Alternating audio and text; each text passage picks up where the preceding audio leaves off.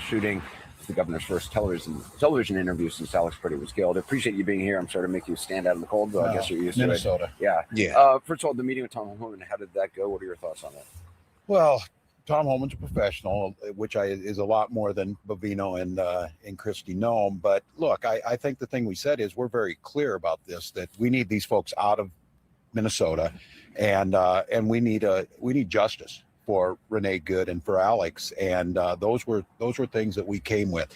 I think the thing that I'm most concerned about is the tone was different. There was a tone shift. I wish it was because of the horrific, shooting that somebody saw some morality, but I think it's probably the press. But with that being said, I'm not interested in a more efficient Metro surge. I'm ready for them to get out of here, and I think that's what Minnesotans are talking about. So it was progress. Look, I never got a call from Bovino or Nome. Never. Nothing. When they're coming here, and Tom Homan landed last night, and he called. I mean, you didn't get a call. I'll be real with you, because you weren't trying to help them. Actually, you made it explicitly clear that you wasn't trying to help them. You made it really clear that you see ICE as a bunch of Gestapos and Nazis. So, like, how do you talk to somebody like that who's already pretty much saying that the guys that you work with are a bunch of Nazis? Like, how do you approach somebody like that? I'm glad Tom Homan's actually was able to, walk over there and do so, because, well, Tom Homan has a history of working with Democrats. Last night and asked if he could have a meeting, and he was there at 9 o'clock. So, look, I think that's progress, but they started this fire, so we're not giving anybody credit for putting it out. But right now, what we need is a return to normalcy by these ICE agents out of here. And you talked about this in all those meetings with the White House and with Tom Homan and his team. Nobody asked about Alex or his family, so I appreciate you bringing that up. This family going through the horror of losing their son, and then also to see him slandered like that. It's just not only slandered. I'm slandered by the top officials in the world, the the most powerful people in the world, and not taking it back. And look, for one whole day, certain news stations, that's all they were running, and that's one of the problems here. Look, Minnesota, they came here. We don't have near the undocumented folks that many other states do. Minnesota's a well-run state. Minnesota's a place where people get along. We welcome immigrant community, and they brought this down on us. And I think you're here, Anderson. You're telling your folks it's a siege. It's a siege in all respects. We have children being pulled from their parents.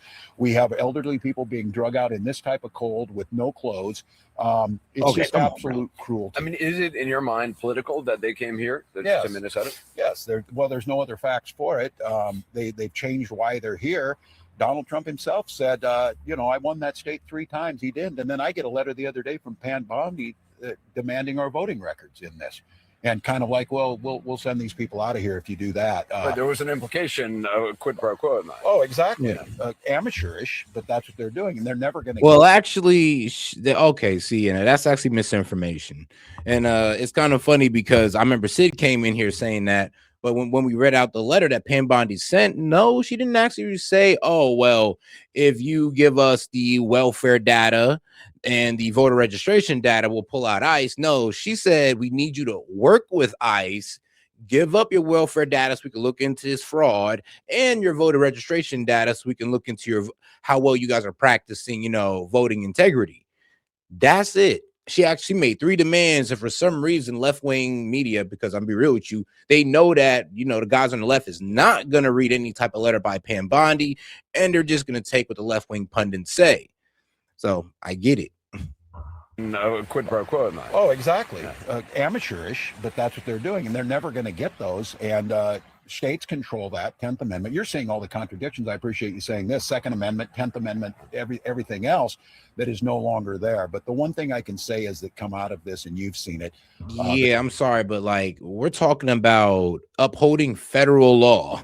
You can't really say, oh, state law. I'm just like, yeah, buddy. We're talking about removing illegal immigrants that are not supposed to be in this country that broke well, be real with you, they're here undocumented. Yeah, and depending on how much times they did it, they're breaking a law. They have a criminal offense. I'm not going to say a felony, but it is a criminal offense or a criminal violation. So to sit there and just try to make it seem like, oh, no, these are just peaceful people who just live here and we love our immigrants. Dog, we love our immigrants too. The legal ones. That's the difference between, I guess, us and the Democrats. It's like, bro, you act like we don't like immigrants too. Yeah, we do. The legal ones. The naturalized ones, the ones that come over here for vacation and take their ass back home. I love them, but not the illegals so much. I don't have no hatred for them, but I'll be real with you, it is basically disrespecting our laws, and I don't stand for that. The strength of the people of Minnesota, the decency of Americans, the ability to care for their neighbors, to be out there, that will last a lot longer than this administration. But I just say right now, it's very disheartening to me to see the president say Kristi Noem's doing a great job. I'm not sure there's been anybody more incompetent or cruel that's ever served in a cabinet position than her. And this is on her. And look, we need to know who these people were. We need these guys brought back here. Well, that's the thing. I mean, we showed up to do an investigation, and we're not allowed onto the site. In any normal situation, your state investigators, the best, would be on the scene, would be working the crime scene, would be in charge of this, or at least working with federal law enforcement. They've developed the trust of the people here, and what they come up with, they don't make any judgments on it. They turn it over. A grand jury will then bring indictments. Has Tom Homan made any indication that that'd be something? He said he would call Kash Patel about it. I asked him, I said, that's one of our demands that this happen. I also said, insult to injury. It's just like there's a cruelty that runs so deep it's hard to understand. They opened a federal investigation into Renee Good's wife, and that's still ongoing. And I said, look, you want to send some goodwill to the people of Minnesota, you need to drop that. But he indicated he would do that. I see the president say he might. She did basically tell her wife to drive off from the police when she was told to exit the vehicle. Yeah, I'm not really sure if that can be a charge brought upon her, but I mean, that is a bit crazy. And then also, why did they decide to come out there and honk the horn? Are they part of this organized ICE watcher, like who's going out there to try to obstruct ICE? I mean, that does need to be investigated and looked into. It is what it is. Peel down a little bit. When you deal with the president, and I said, I'm in a situation where people say, well, you got to give him something, you got to do something, don't anger him or whatever. It's pretty hard not to be angry when your citizens are being shot. It's pretty hard to be angry when you see the amateurs out here, wreaking havoc. And there's no purpose to this. And I think what's really important to tell Americans, Minnesotans believe in law and order. Minnesotans believe that we should have border control. Minnesotans believe in due process, though. And Minnesotans want to. I mean, yeah, this is due process, my brother. A lot of these guys have already been asked to leave and they just haven't. I mean, a lot of these, a decent amount of them are criminals and they need to be removed. I mean, shoot, even if they were legal, we would still have to put them in jail. So I'm not really understanding where he's going with this. He's really trying to sensationalize it to the best of his ability. But then, I mean, here's the thing, though, I do agree with Walz on. The way Kristi Noem's rhetoric was about it, trying to call them domestic terrorists without no proof of their intentions, without no investigation being done into it. Yeah, that wasn't it. Minnesotans believe that we should have border control. Minnesotans believe in due process, though. And Minnesotans want to know, if you say you're going to get the worst of the worst, quit lying about who you're arresting. Tell us who you're arresting. It is shocking just to see. I mean, we've known for a long time that these guys are wearing masks, but it is now just an army of masked men who seem to be acting with impunity and seem to be. I mean, I can't tell you how many acting with impunity. I mean, bro, that's the protesters who are acting with impunity. If anybody's acting with impunity, it's the protesters who you guys refuse to control. You guys refuse to do any type of crowd control, do any type of force to push these guys back. These are the guys acting with impunity, not ICE. They're over there having to do crowd control, what they're not trained to do. Even when they brought in border agents, they're border agents. They're not meant to do crowd control. But look what happened because we got them out there doing it instead of the local police or the National Guard in Minnesota. It's like, here's the thing. They brought this upon themselves and now they're trying to blame it on ICE. It's like, no, you put them in this position. Videos are of them like cursing out people. Look at the cruelty of it. And up at the Whipple building, if you went up there, the federal building where they're stationed, they come out to get in their car and they taunt these folks. And we finally got to the point where we have to keep order. And it's very difficult when they're undermining order. They create this chaos and we have to come in and clean it up. So we took over the security of that building. When I say we, the state and the National Guard. So instead of those scenes up there you saw of just chaos. Because you wasn't providing crowd control. And the only reason you came out to that building is because a business owner's property, private property was being destroyed and you had to respond. That's the only reason they were out there. You wasn't out there to protect ICE. There wasn't no mess that ICE created. It's the mess that you created with your mouth and with your inflammatory rhetoric towards ICE. It's the reason why those protesters was out there harassing them, trying to make sure they don't get no sleep, and trying to break into private property and destroy it. That's why they came out there, not because of any mess that ICE made. It's the mess that you made with your mouth. Smoke grenades, whatever. You saw National Guard with uniforms on with their names, no mask, handing out donuts, hot chocolate, and coffee. And today I got a request from the protesters up there if they could deliver homemade food to the National Guard who are away from their homes. That's the way this is supposed to work. These are your neighbors. We have a group of folks here, mercenaries, who are told we're the enemy. They're kitted up like they're in Afghanistan to do these things. They take 7. Yo, and shout out to my man Game, and he says the news reporter needs to ask him on what's going on with the fraud case. Yeah, that as well. And what's going on with Ilhan Omar? Man, I knew I was right. I was right, bro. When I told you guys that this whole her marrying her brother was like just all one big distraction. You know how she never like got flustered about or anything. And I told you, it was like, bro, one, not only is it not true, but it's a distraction from the real story in front of us. And I told you guys, it's something about that third husband that's like, there's an alarm on there. Like, you should have some type of ring going off in your head when you hear about the whole, third husband. She cheated on her second husband with the third husband.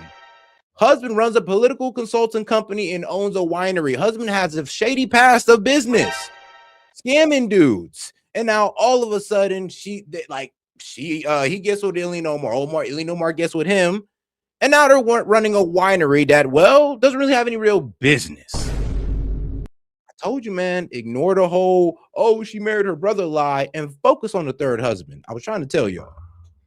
People to throw Alex on the ground and then shoot him. It's insane. But and on that note as well, I'm actually glad Ilhan Omar is okay. And there wasn't anything in that, wasn't any harmful chemicals or anything that could have hurt her that she got sprayed with. So I'm actually happy she's okay. Like, as much as I disagree with the young lady and her lifestyle and what she's doing, I don't want nobody to get hurt.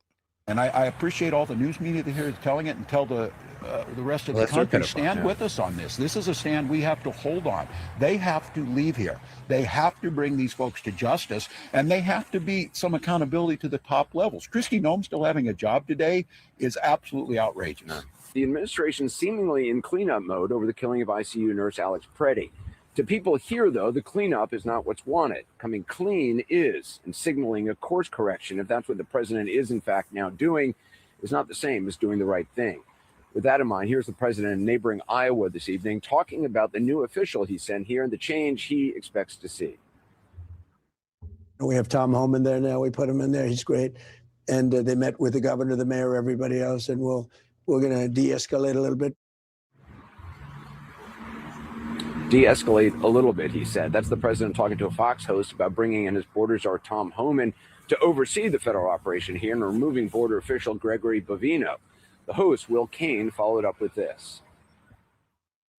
Is this a pullback? I don't think it's a pullback. It's a little bit of a change. Everybody in this room that has a business, you make. I'll say it's a tactical retreat. That's what I said. They're going to pull back, gain some reconnaissance on the ground, some intelligence, because like I said, they were blindsided by this. Nobody expected this whole ICE Watcher thing to be as organized as it is. They're organized through Signal Chat, Discords. They're tracking these guys, doxing them, finding ways to entrap them. Yeah, these guys walked in and got blindsided by this organized effort to obstruct ICE. So they got to pull out, do some intelligence, and then come back in with a plan. Because, when they hit Minneapolis, they got blindsided by all that cooperation against them. Changes. Bovino is very good, but he's a pretty out there kind of a guy. And in some cases, that's good. Maybe it wasn't good here. At least he admitted. So Bovino is out and out there, according to the president, a little bit, and Homan is in. And before leaving for Iowa, the president also seemed to promise answers and accountability in the wake of what Bovino's men did to Alex Freddie just a few blocks from here just days ago. We're doing a big investigation. I want to see the investigation. I'm going to be watching over it. I want a very honorable and honest investigation. I have to see it myself. Well, keeping them honest, though, we've already learned that the investigation will be solely in the hands of the Department of Homeland Security. Neither the Justice Department nor the FBI will be involved, and no one from the state. When asked about DHS, Secretary Kristi Noem, the president today said she was doing a, quote, very good job. Tonight, though, House Democratic leader Hakeem Jeffries is calling for her firing. Republican senators Lisa Murkowski and Tom Tillis are also calling for her departure. They're the first senators from their party to do so. I mean, it's kind of crazy how they're blaming this on Noem's and not the leadership of the Minneapolis politicians. I mean, they could have organized their police to go out there and provide crowd control, and Renee Good would still be alive. They would stop with the inflammatory rhetoric because, yes, Renee Good would still be alive. I mean, there's a lot of things that they could have done to prevent all of this happening with ICE and Border Patrol. But it's kind of funny how they let it all happen. Now that it's got to its pinnacle at its worst, where two people have died. Now they want to be, oh, well, it's all your fault. You need to step down. No, bro. Y'all need to actually do y'all job, protect y'all constituents. Instead of like, bro, and let me real with you, letting them act with impunity. I mean, y'all said ICE is acting with impunity. No, they are. They're acting with enough impunity to think that it's okay to get involved in a law enforcement scene. They're acting with so much impunity that they think it's okay to drive off on a law enforcement, on a federal agent. If that ain't moving with impunity, I don't know what is. Murkowski is saying it was, quote, probably time for her to go. Senator Tillis, when asked if he had confidence in Secretary Noem, said, quote, no, not at all. I think she... But I ain't gonna lie, no. Like, I just seen Cap, I just seen your chat that you sent through, bro. You're right. You're right. They cooked themselves. I don't know why, but yeah, she cooked herself. I'm talking about Kristi Noem. She cooked herself when she went out there and tried to call him a domestic terrorist. Bro, Bombino, bro, this man just dug himself a grave when he said, oh, he was going to come over there and this was an assassination plot and wah. And I'm just like, bruh, what? No proof? No proof. And you're just coming out here saying whatever because you know it looks bad. Now you just made it 10 times worse. And then, of course, Stephen Miller carrying on the same rhetoric of assassination, domestic terrorism, wah, with no proof. Like, it's just a bad look now. You should go. He later softened his remarks, but only slightly. Senator, do you have confidence in Secretary Noem? None at all. But do you think Noem should step down? I think Noem needs to decide what. I think if Noem looks at her body of work, I could not be. If I were in her position, I can't think of any point of pride over the last year. She's got to make her own decision, or the president does. But she has taken this administration into the ground on an issue that we should own. Senator Tillis also laid into the president's deputy chief of staff and ultimate point man on immigration and deportation. Stephen Miller never fails to live up to my expectations of incompetence. I can tell you, if I were president, neither one of them would be in Washington right now. Well, Stephen Miller, for his part, is weighing in as well tonight, in part about the basis for this inaccurate statement, which both Secretary Noem and Gregory Bovino read. And like I said, they're both going to look stupid if they won. I mean, they're going to look stupid, one, if they don't walk it back, and then they're going to look stupid while walking it back.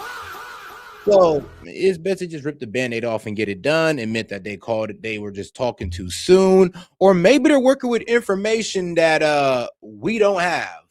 All right, maybe they just said this with information we don't have and we've yet to see, and they're just going to wait to roll it out to us. But I'll be real with you, even if that was the case, I still wouldn't have said anything like that. Even if I had prior knowledge or like hidden knowledge that nobody else knows, I wouldn't have said that.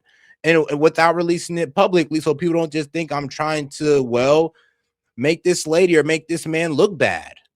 Like, to be quite honest with you, that's what they should have done. But, well, hey, man. I guess people's emotions get the best of them. Just hours after Alex Freddie's killing. An individual approached U.S. Border Patrol officers with a 9mm semi-automatic handgun. The officers attempted to disarm this individual, but the armed suspect reacted violently. Resisted, fearing for his life. Bro, are you serious? The exact same script, like. Oof. Ed, just hours after Alex Freddie's killing. Have a good look. An individual approached U.S. Border Patrol officers with a 9mm semi-automatic handgun. Can y'all clean that up a bit?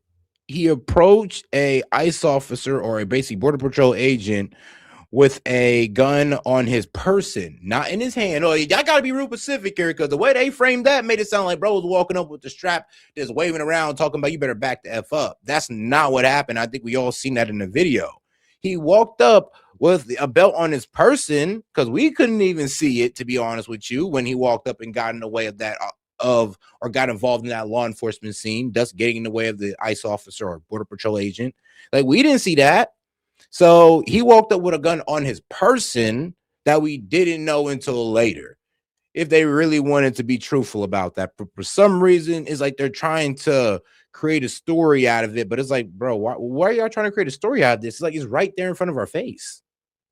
The officers attempted to disarm this individual, but the armed suspect he reacted violently resisted, fearing for his life and the lives and safety of fellow officers. I would say this: he was resisting arrest, but I think that was just, a reasonable reaction to being pepper sprayed in the face. It looked like he was trying to stand up as the officers were trying to put him down, which was honestly another mistake, but a reasonable reaction. Now, they heard a gunshot. Now, we're not sure. Now, it most likely, I doubt Petty was just had a gun under him just shooting it. And here's the thing: I don't even think it was the ICE officer that made the first shot. I think when they took his gun off him and they rushed it off him, an accidental shot got let off, a negligent discharge happened, and they thought it was Petty, and they ended up unloading on him. That just seems to be what it is until further information comes out. Well, of course, I'm talking about the body cams. An agent fired defensive shots. Medics were on the scene immediately, delivered medical aid to the subject, but the subject was pronounced dead at the scene. This looks like a situation where an individual arrived at this scene to inflict maximum damage. Where an individual wanted to do maximum damage and massacre law enforcement. Bro. This individual went and impeded their law enforcement operations, attacked those officers, had a weapon. Impeded law enforcement for sure. Got in the way for sure. But if he was trying to go out there with the intention to hurt ICE officers, let's be real. He had the advantage to do so. He could have just walked up and just started open firing on them at any point, but no, he went over there to try to help a woman up who got pushed down by ICE, and he shouldn't have did that. He shouldn't have did that with a gun on him, especially without proper identification. If you're going like Will said, how shit he did it, he should have walked over there, lifted up his waist, or let the officer know, look, I'm armed. I just want to help this lady up. And the officer can just say, you back the fuck up, or go ahead. I'm about to back off anyway. On him and dozens of rounds of ammunition, wishing to inflict harm on these officers coming brandishing like that and impeding their work that they were doing. If either of these public officials had an ounce of decency, they would call up Alex Freddie's parents and apologize. Stephen Miller, for his part, called Alex Freddie a would-be assassin, also domestic terrorist. Tonight, though, he is saying this, quoting now, "The initial statement from DHS was based on reports from CBP on the ground. Additionally, the White House provided clear guidance to DHS that the extra personnel that have been sent to Minnesota for force protection should be used for conducting fugitive operations to create a physical barrier between the arrest teams and the disruptors. We are evaluating why the CBP team may not have been following that protocol." The words. Yeah, damn. Well, let's go back and let's see what he said again. Would-be assassin, also domestic terrorist. Tonight, though, he is saying this, quoting now, "The initial statement from DHS was based on reports from CBP on the ground. Additionally, the White House provided clear guidance to DHS that the extra personnel that have been sent to Minnesota for force protection should be used for conducting fugitive operations to create a physical barrier between the arrest teams and the disruptors. We are evaluating why the CBP team may not have been following that protocol." The words, "I'm sorry and I was wrong," were not included. Yeah, he could have just said they're supposed to be there providing crowd control. He was going off of, what the CP office, what the CBP officers were saying at that moment. They, in their eyes, they were like, "Oh, well, we thought he was trying to shoot us. We heard a shot come out of nowhere. We pretty much assumed that it came from him, so we unloaded." And Stephen Miller said, "That terrorist," and then he just went and made himself look stupid. happens, it happens, it happens. I'm gonna be real with you. It happens when you just go too quick with a story, man. That's what I always say. When you're doing stuff like what I'm doing, you just can't be so quick to just run off the cliff with a story. It's like, bruh, especially with no proof on it, none at all. I mean, unless you want to sit there and say, I believe, or it looks to me.